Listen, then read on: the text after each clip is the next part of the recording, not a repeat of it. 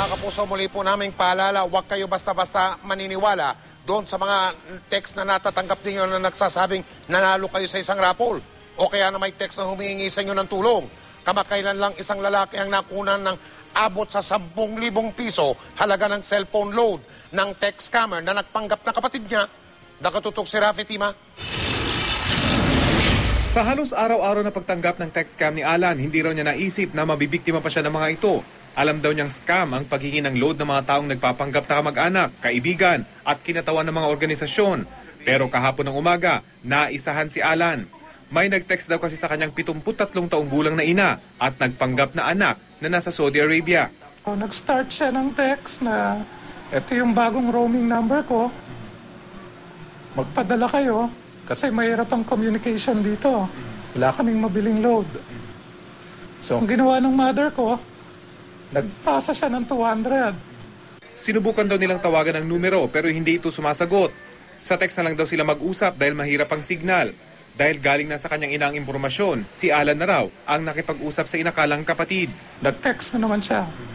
Ang sabi niya, meron akong business proposal. Maganda to, sabi niya. Magbibili tayo ng load. Ibebenta ko dito sa mga kasamaan ko sa Riyadh na worth yung 500 natin, binibenta dito na yung 1.5. At sa utos ng kanilang ina, sumunod daw si Alan. Umabot ng 10,000 pisong halaga ng load ang naipadala sa nagkukunwaring kapatid.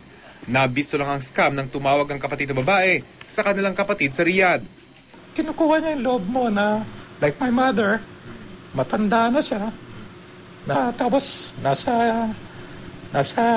abroad yung anak niya. So, yung parang nakuha yung loob niya na nag-worry siya. And on my part naman, inassume ko na parang ang bilis ng pangyayari. Tumanggi magpakita ng mukha si Alan. Hanggang kagabi kasi nakikipag-text pa ang scammer. Habang nagpapablatter nga sa pulis, humihingi pa ng karagdagang load ang scammer. Aminado ang PNP, mahirap matunto ng text scammers. Pero may mga simpleng pamantayan daw na dapat tandaan para hindi maloko.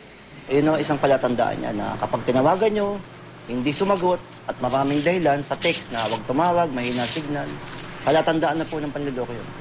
Ang National Telecommunications Commission o NTC nakakatanggap umano ng mahigit 1,500 reklamo laban sa scammers kada taon. Mailan nga raw nakunan ng aabot sa mahigit 250 milyong piso. Nawala sa directory mo, dula ka na. Gano'n na lang. General statement natin, di ba? Then para, wala sa directory ko to maduda ka na agad, di ba? Then that's the time na magkaroon ka ng analysis.